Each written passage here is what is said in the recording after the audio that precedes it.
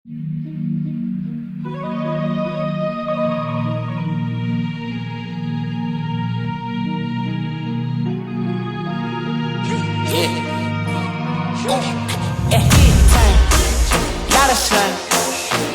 in the air, that's a lot of pine. Pockets running over with the dollar sign. Try to take it from me. Yeah. Big time, big time, big time, big time.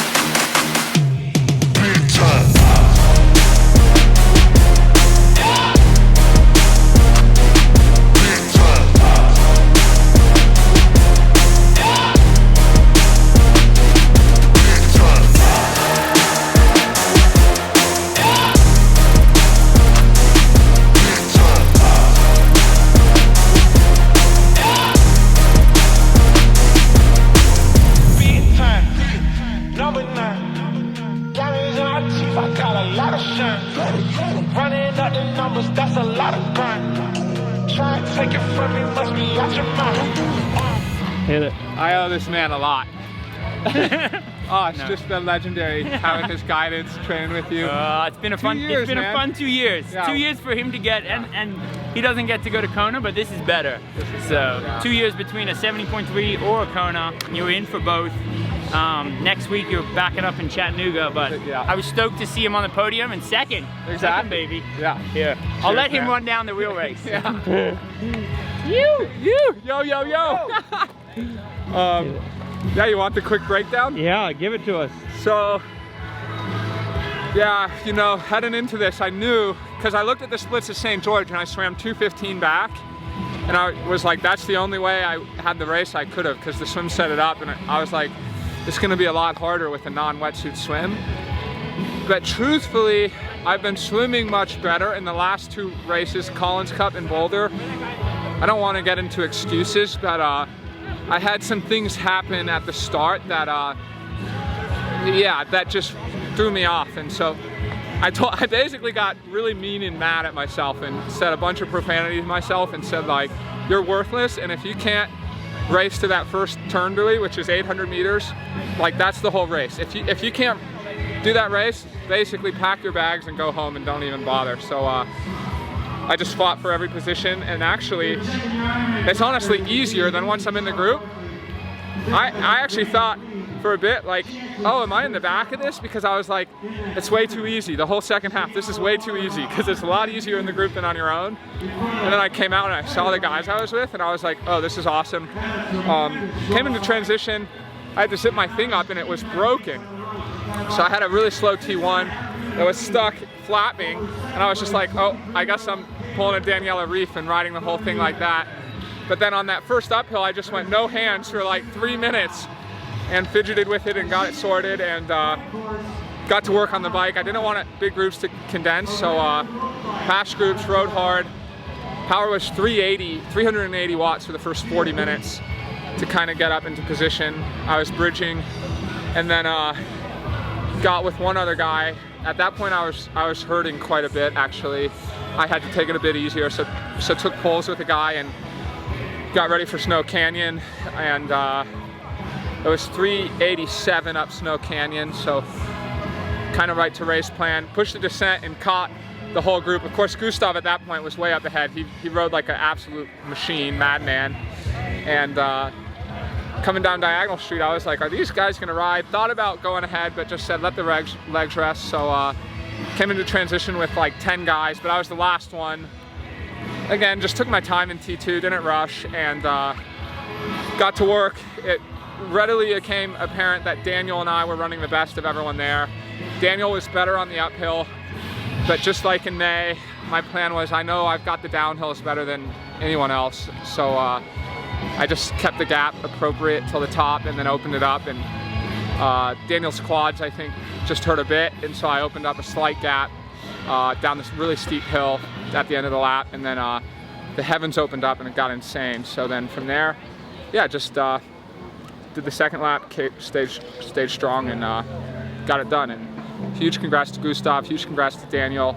We're really seeing a taking over of the sport with the young guys. I mean, it's incredible, and I'm not gonna lie, I was given a big this, to everyone that says, Sam, you'll never be world class, you can't swim. I just thought, if you're gonna say I can't swim, and that's that. We're 4 hours removed from the race, and this guy's already on his victory lap. You already trained for next year or what? I don't know if I'd call this training. I mean, I guess it is. Normally I'm too tired, so I don't, but now I could do it all over again. It's just crazy. I've literally always been out here, always saying, like, watching the race and truthfully never thinking I had it in me to be like on the podium at a 70.3 Worlds. And yeah, like I didn't really quite believe it. I did have a bit of like a, I don't know, a moment of God or something the other day in the press conference, and I was sitting there and it was just like, I hadn't believed I could really even get a top 3, but I was sitting there and I was like, I want this and I can do this. And yeah, I just rode on that. But I guess that's why I'm out here riding my bike, because it's just it's too good to be true, you know. I mean, yeah, that's literally what it is. Like, and of course this is like a beautiful road, beautiful day, so oh, it's just crazy. Just the way I race too. I mean, I just had to ride all the way. Yeah, I know I was only 2 minutes back, but there were still a lot of people in front of me. And every time I'd pass, you know, the whole group would try and get on my wheel, and it was just nuts because, like, yeah, there were like 3 groups of 10 or 12 guys, and every time all of them tried to get on me, so I had to ride at like 400 watts for 5 minutes each time to blow my matches. And yeah, the first like 25 minutes, no, the first 40 minutes were at 370 watts. Like, people were pushing hard and I put time into them, but then I really suffered that middle third of the bike. I mean, because I had burnt my matches and I was questioning what I did, but then just played it smart and saved it for Snow Canyon, and then I knew I had a good run in me. So then I was like, okay.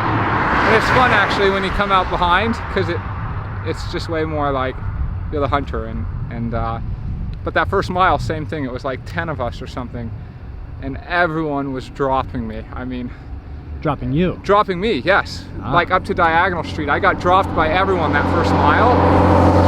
But I was just like, at Daytona, that's exactly what I did. I got out, I was like, oh, heck yeah, I'm up in the front, and went crazy the first 10 minutes and then paid the price. This time I was just like, trust yourself, trust your gut. You don't need a watch, just go with the feelings, you know? Yeah, I was definitely a bit worried about Daniel. I pulled away on him on the first lap on this really steep downhill. And then I think he struggled a little bit right after, like getting his quads to go again after that downhill.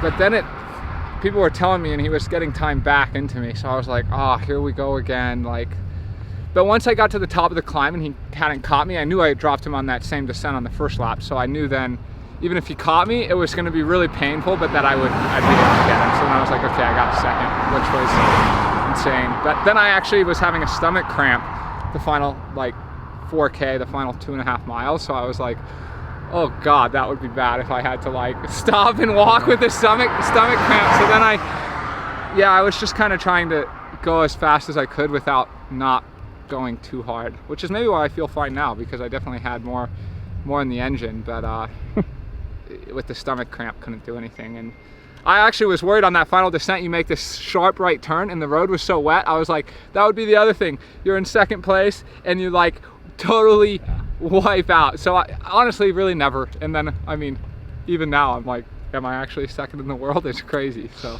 you guys second in the world. We're 4 hours removed from the race and you're out here on a ride. What are your thoughts? You have Chattanooga in 7 days? 8 days. 8 days. I have 8 days. Chattanooga in 8 days.